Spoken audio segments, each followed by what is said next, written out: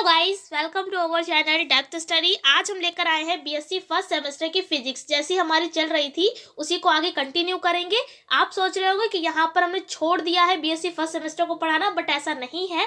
आपको बता देते हैं कि 12th वालों के एग्जाम आने वाले हैं, तो इसीलिए ज़्यादातर उनकी क्लासेस आ रही थी। आप ऐसा ना सोचिए कि आपकी क्लासेस नहीं आएंगी, आपकी रेगुलर नहीं आएंगी, लेकिन हाँ आएंगी आपको ज़रूर, क्योंकि आपके जब तक एग्ज़ाम आएंगे उससे पहले हम आपको जितना भी इंपॉर्टेंट चीज़ें हैं वो सब आपको बता देंगे। जैसा केमिस्ट्री में बताया ऐसी फिजिक्स भी आपको कंप्लीट करवा कर दे देंगे, तो टेंशन आप ना लीजिए। फिलहाल आज का टॉपिक होगा हमारा angular momentum for a system of n particles. तो इसके बारे में हम ये पूरा डेरिवेशन है, ये डेरिवेशन काफ़ी इंपॉर्टेंट है आपके पेपर के पर्पज से। तो इस डेरिवेशन को आपको अच्छे से समझ लेना है, ताकि अगर आपके एग्जाम में आए तो आप इसको गलत ना करें। यहाँ पर हम आपको पहले ही बता चुके थे कि एंगुलर मोमेंटम क्या होता है, तो अगर आपको पता है तो अच्छी बात है, नहीं पता है तो पहले क्लासेस में जाकर आप देख सकते हैं। बहुत आसान होता है एंगुलर मोमेंटम। इसको हिंदी में बोलते हैं कोणीय संवेग। क्या बोलते हैं? कोणीय संवेग।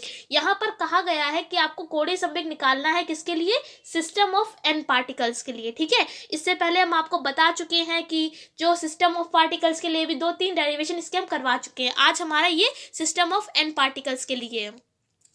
तो सबसे पहले आपको इस तरीके का डायग्राम फिगर बना लेना है। इस डायग्राम को पहले हम अच्छे से समझा देते हैं। जब आप इसको समझ लेंगे फिर इसके बारे में हम लिख भी लेंगे अच्छे से। आप बिना रटे इसके बारे में भी लिख सकते हैं। सबसे पहले हमने क्या किया है, यहाँ पर एक्सेस बनाई है। आपको पता है 3 एक्सेस होती हैं, एक होती है एक्स, एक होती है वाई और एक होती है जेड। ठीक है, 3 एक्सेस होती है। 3D की बात यहाँ पर करी गई है। और आपको पता है जहाँ पर तीनों एक्सेस मिलती हैं वो क्या होता है? ओरिजिन होता है। क्या होता है? ओरिजिन होता है। और ओरिजिन को आप क्या लिखते हैं? ओ लिखते हैं। ठीक है, और यहाँ पर सारी एक्सेस क्या होंगी? 0,0,0, जिसे हिंदी में बोलते हैं मूल बिंदु। ठीक है, ओरिजिन को क्या बोलते हैं? मूल बिंदु या मूल केंद्र भी बोलते हैं। ठीक है, अब यहाँ पर से क्या किया गया है, सबसे पहले हमने आपको यहाँ पर एक सबसे पहला क्लास जो था हमारा फिजिक्स का, तो हमने वहाँ पर आपको बताया था सेंटर ऑफ मास के बारे में। किसके बारे में बताया था? सेंटर ऑफ मास के बारे में। क्या होता है भाई सेंटर ऑफ मास? थोड़ा सा बता देते हैं। मान लिया जैसे कि आपके पास कोई पेन है, ठीक है, पेन है आपके पास। आपने यहाँ से पेन को एक उंगली पर आप बिल्कुल इसके साइड से, एक साइड से पेन को पकड़िए, रुकेगा नहीं। आप इस साइड से पकड़िए तो भी नहीं रुकेगा। दोनों उंगलियों को आप जैसे जैसे पास लाएंगे, जब बिल्कुल वो सेंटर पे उंगलियां आ जाएंगी, फिर आप उंगली पर रोक के देखिए पेन को, तो वो हमारा जो है वो वहां पर उस पोजीशन पर पेन जो है एक उंगली पर हमारा रुक जाता है। तो वही जो स्टेट होगी, वही जो पोजीशन होती है, उसी को कहते हैं सेंटर ऑफ मास। यानी कि जो बॉडी का जो सेंटर होता है वहां पर जो मास प्रोड्यूस होता है उसी को कहते हैं सेंटर ऑफ मास। तो इतना तो आपको पता ही होगा। अगर आप डिटेल में जानना चाहते हैं तो इसकी अलग से पूरा ये टॉपिक है अपने आप में, और काफ़ी इंपॉर्टेंट भी है। तो नहीं पता है तो आप देख सकते हैं, अलग से प्लेलिस्ट बनी ही हुई है फिजिक्स वाली, उसी में आगे अगला जो टॉपिक है वो आज का हमारा है।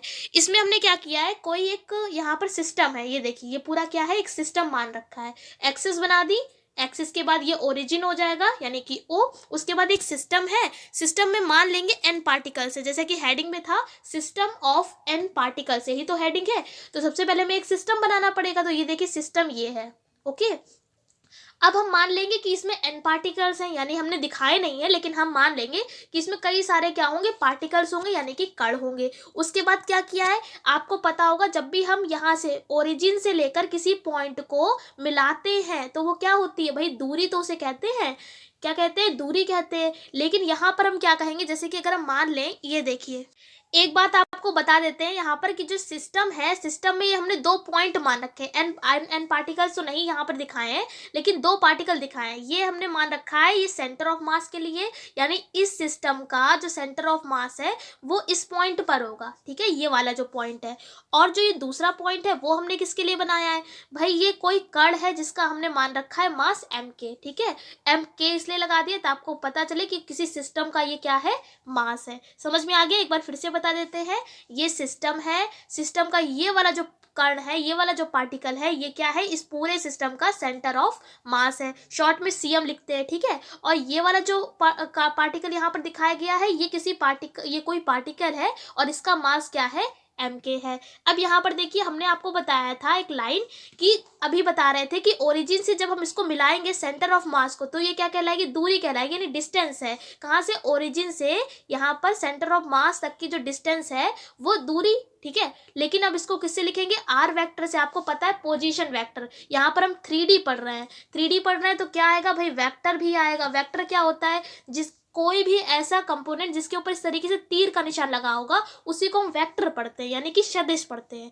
अब यहाँ पर देखिए हमने आपसे कहा ये है सेंटर ऑफ मास और ये है ओरिजिन, तो ओरिजिन से जब आप इसको मिला देंगे तो ये बन जाएगा position vector. Position vector Hindi में बोलते हैं स्थिति सदिश, ठीक है। तो इसको हम लिखेंगे आर से, पोजीशन वेक्टर है तो इसके ऊपर वेक्टर लगा दिया। अब ये हमारा क्या था, सेंटर ऑफ मास, तो इसमें हम छोटा सा सीएम भी लिख देंगे। क्यों, क्योंकि ये पोजीशन वेक्टर किसका दिखाया जा रहा है, सेंटर ऑफ मास से। तो इसके बारे में हम क्या लिखेंगे कि एक हमने यहाँ पर मान रखा है कि कोई सिस्टम है जिसमें n पार्टिकल्स हैं और वहाँ पर जो ये वाला जो सिस्टम ऑफ जो हमारा ये सिस्टम है इसके सेंटर ऑफ मास और ओरिजिन के बीच का जो पोजीशन वेक्टर है वो क्या है, आर वेक्टर cm। इतना समझ में आ गया। अब आगे देखिए यहाँ पर हमने क्या किया है, ये हमने आपको बताया ये कोई पार्टिकल है, इसका मास हमने माना है mk। क्या माना है, mk।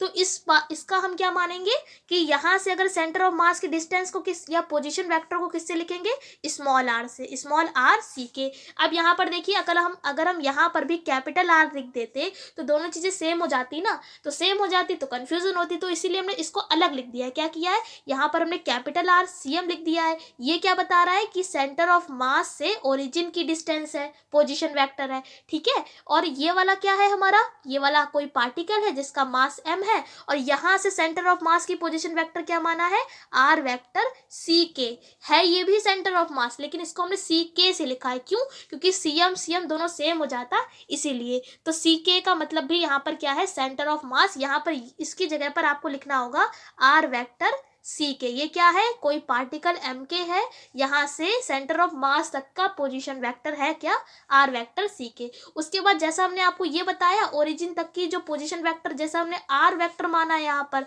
वैसे ही हमने यहाँ तक क्या मान लेंगे, इसके लिए स्मॉल आर मान लेंगे। के है तो आप के लिख लीजिए, ठीक है। तो अब जैसा हमने आपको बताया है ऐसे लिखवाएंगे भी क्या, कि कोई सिस्टम है इसका इसमें सेंटर ऑफ मास ये वाला था, तो सेंटर ऑफ मास से ओरिजिन तक की पोजीशन वेक्टर क्या है, आर सी एम, ठीक है। इसी तरीके से कोई पार्टिकल है जिसका मास है एम के और यहाँ से सेंटर ऑफ मास तक का पोजीशन वेक्टर क्या है, आर सी के। और आपको निकालना क्या है, यहीं पर आपको सिस्टम ऑफ पार्टिकल्स के लिए एंगुलर मोमेंटम कैलकुलेट करना होगा। तो देखिए यही एड्रेस यहाँ पर लिखा भी हुआ है कि माना कोई सिस्टम है और जो n पार्टिकल से मिलकर बना हुआ है, इस सिस्टम के सेंटर ऑफ मास के रिस्पेक्ट में एंगुलर मोमेंटम हमें कैलकुलेट करना है। यानी आपको क्या करना है, ये जो सेंटर ऑफ मास है इसका जो हमारा इसके रिस्पेक्ट में, यानी कि ये इसके रिस्पेक्ट में आपको एंगुलर मोमेंटम निकालना होगा। फिर उसके बाद क्या लिखा है कि माना सेंटर ऑफ मास की ओरिजिन से position vector R C M, अभी बताया था ये वाला सेंटर ऑफ मास था और यहाँ तक की पूरी डिस्टेंस क्या थी, आर सी एम, तो वही लाइन लिखी हुई है। उसके बाद लिखा है कि कोई पार्टिकल है जिसका मास एम के है, ये वाला पार्टिकल की बात करी गई थी जिसका मास क्या है एम के, और यहाँ से सेंटर ऑफ मास की पोजीशन वेक्टर क्या है, आर सी के। तो ये वाली लाइन जो है वो इस लाइन में आपको लिखा दी गई है। अब क्या करेंगे हम, आपको पता है ट्रायंगल का एक नियम होता है कि जो पहली वाली भुजा होती है, पहली वाली साइड जो होती है वो दोनों के एडिशन के बराबर होती है। तो क्या किया है, आर के बराबर हो जाएगा आर सी के प्लस आर सी एम। ये कहाँ से लाए, ये देखिए इसमें डायग्राम में ये वाली जो पूरा ट्रायंगल बनना है ना, ये वाली देखेंगे तो ये क्या बनना है, पूरा ट्रायंगल बनना है। तो ये वाली जो हमारी साइड है वो किसके बराबर हो जाएगी, इसके और इसके जोड़ के बराबर हो जाएगी, यानी कि एडिशन के बराबर हो जाएगी। तो ये देखिए हमने यहाँ पर वही लिखा हुआ है, ये देखिए पहली एक्सिस ये हो, पहली ये हम बना लेंगे इक्वेशन 1। इसी तरीके से अगर हम यहाँ पर पोजीशन वेक्टर को हटा के वेलोसिटी लगा दें, वेलोसिटी का मतलब है वेग, ठीक है। तो यहाँ पर आर, जहाँ जहाँ आर है उसकी जगह पर क्या आ जाएगा, वी आ जाएगा, ठीक है। अगर आप इस डायग्राम में देखें तो आप सोचेंगे कि ये ट्रायंगल बिल्कुल सही तो है नहीं, मतलब ये वाली छोटी है ये बड़ी है, तो ऐसा नहीं है। ये 3D में एक आकृति बनी हुई है। जब अगर आप इसको अगर 3D तरीके से देखेंगे तो ये सारी जो लाइंस होगी वो एक दूसरे के बराबर होंगी। ऐसा नहीं है डायग्राम में दिख रहा है कि ये वाली छोटी है, बट छोटी नहीं है, जितनी ये होगी जितनी ये होगी, तीनों जो साइड्स है वो एक दूसरे के बराबर होंगी। तो आपको ये डेरिवेशन के लिए डायग्राम के अकॉर्डिंग आप लिख तो लेंगे, बस ये वाली लाइन आप याद रखिएगा कि जो तीसरी वाली साइड है यानी आर के, वो दोनों की साइड्स के जोड़ यानी कि एडिशन के बराबर होगी। बस ये वाला अगर आपको स्टेप याद रहता है तो डेरिवेशन आप कर ही लेंगे। उसके बाद पहले आर था, इसको हटा के वेलोसिटी यानी कि हमने वी लगा दिया, यानी फॉर वेलोसिटी के लिए ये बन जाएगी दूसरी समीकरण। अब क्या लिखेंगे कि तब एन पार्टिकल्स के लिए एंगुलर मोमेंटम क्या होगा। आपको पता होगा एंगुलर मोमेंटम का फॉर्मूला क्या होता है, जे बराबर पी इंटू में आर, यही तो होता है। पी क्या होता है, संवेग, आर क्या है, इसके रिस्पेक्ट में जो दूरी होती है वो, जब दोनों का प्रोडक्ट करते हैं तो क्या आता है, वो उसके किसके बराबर होता है, एंगुलर मोमेंटम यानी कि जे के बराबर होता है। यहाँ पर क्या चल रहा है, एन पार्टिकल्स, तो एन पार्टिकल्स के लिए हमने क्या लगा दिया है, सिग्मा लगा दिया है। सिग्मा को अगर आप हटाएंगे तो इस तरीके से आएगा R1 P1 फिर प्लस R2 P2, इसी तरीके से R3 P3, यानी कि 1 2 3 हटा के हमने डायरेक्ट सिग्मा लगा दिया है। ये सिग्मा क्या बता रहा है कि ये एन पार्टिकल्स के लिए है। फिर P बराबर mv होता है, क्या होता है, P बराबर mv होता है। तो हमने क्या किया है, P को हटा के mv लगा दिया है। K क्यों चल रहा है, क्योंकि हमें सेंटर ऑफ मास के रिस्पेक्ट में निकालना है। किसके रिस्पेक्ट में, सेंटर ऑफ मास के रिस्पेक्ट में, तो इसीलिए हम K चला रहे हैं। हमने देखिए क्या किया है, यहाँ पर RK की वैल्यू हमको पता है और यहाँ पर VK की वैल्यू भी पता है। देखिए पहली और दूसरी समीकरण में आपको RK की वैल्यू पता है, ये रख देंगे, और VK की वैल्यू ये रख देंगे। तो देखिए RK की जगह ये रखा हुआ है और VK की जगह ये रखा हुआ है, बचा हमारा MK, ठीक है, यानी मास बचा हुआ है। तो हमने इसको बाहर निकाल कर लिख दिया, ठीक है। बहुत कुछ ज्यादा कुछ नहीं किया है, बस क्या किया है, R और V की वैल्यू को पुट किया है और M बचा था तो उसको हमने बाहर रहने दिया। अब क्या किया है, इसके अंदर मल्टीप्लाई कर दी है। कैसे मल्टीप्लाई करेंगे, ये देखिए, यहाँ पर पहले आर सी के की वी से के से करेंगे, फिर इसकी इससे करेंगे। इसी तरीके से जब आप इतना कर लेंगे तो दूसरे वाले स्टेप की पहले से करेंगे और फिर दूसरे वाले स्टेप की दूसरे से करेंगे। इतनी तो गुणा करनी आती होगी, जैसे हमने एरो बनाए हैं सेम ऐसे ही इस वाले स्टेप में गुणा करी गई है। उसके बाद बाहर हमारा चल रहा है सिग्मा एम के। अब सिग्मा एम के को आपको सारे स्टेप्स के संग पहुंचा देना है, इसके संग भी, इसके संग भी, इसके साथ भी और इसके साथ भी, यानी चारों स्टेप्स के संग आपको सिग्मा एम के को लिख देना है। तो ये देखिए अगले स्टेप में सारे जो एम के हैं वो एक एक स्टेप के संग आ गए, 1 2 3 और 4। इसको बना लीजिए इक्वेशन नंबर 4। उसके बाद एक लाइन आपको ये भी याद रखनी पड़ेगी कि सेंटर ऑफ मास के लिए जो टोटल लीनियर मोमेंटम होता है वो 0 होता है, यानी कि एम के डॉट वी सी के जो हो जाएगा वो हो जाएगा 0। यहाँ पर सी के का मतलब क्या है, ये सेंटर ऑफ मास के रिस्पेक्ट में है, तो इसके लिए लीनियर मोमेंटम क्या होता है, 0। अब आप सोचेंगे लीनियर मोमेंटम तो P होता है, तो भाई P बराबर भी तो mv ही होता है, तो यही तो लाइन लिखी हुई है mv, तो इसका मान क्या हो जाएगा, 0। कब, जब सेंटर ऑफ मास की बात होगी। उसके बाद इसी तरीके से इसके रिस्पेक्ट में, यानी सेंटर ऑफ मास के रिस्पेक्ट में जो सभी मासेस का मोमेंटम होता है वो भी 0 होता है, यानी इस अब वीके की जगह आप r लिख देंगे, तो इसका मान भी क्या हो जाएगा, 0। पहले क्या किया, लीनियर मोमेंटम के लिए 0 होगा, यानी कि P बराबर mv के लिए 0 होगा, और फिर इसके रिस्पेक्ट में भी होगा, यानी m आर के बराबर जो होगा वो भी 0 होगा। कब, सेंटर ऑफ मास के लिए। उसके बाद क्या किया, बस दोनों की वैल्यू 0 हो जाएगी, तो जो बचेगा इस वाले स्टेप में वो लिख देंगे, एक ये वाला स्टेप बचेगा और लास्ट में ये वाला स्टेप बचेगा। ये तो दोनों कैंसिल हो जाएंगे, क्यों, क्योंकि ये हमने बता दिया है लिखकर कि जो टोटल लीनियर मोमेंटम होता है सेंटर ऑफ मास के लिए वो भी 0 होता है, और जो सेंटर ऑफ मास के रिस्पेक्ट में जितने भी मासेस का मोमेंटम होता है वो भी 0 होता है। बस ये 2 स्टेप बचेंगे तो हमने इनको लिख दिया। अब आप खुद देखिए, ये mv क्या बन जाएगा, P और R, तो P इंटू R क्या होता है, J होता है ना, तो ये क्या हो जाएगा, JCM। ये CK का मतलब क्या अभी बताया था, CK इसीलिए लिखा था, वो सेंटर ऑफ मास की बात करी जा रही थी, तो ये पूरे की जगह पर क्या आ जाएगा, JCM, ठीक है। बराबर में जैसा J वेक्टर चल रहा है वो वैसे ही रहेगा।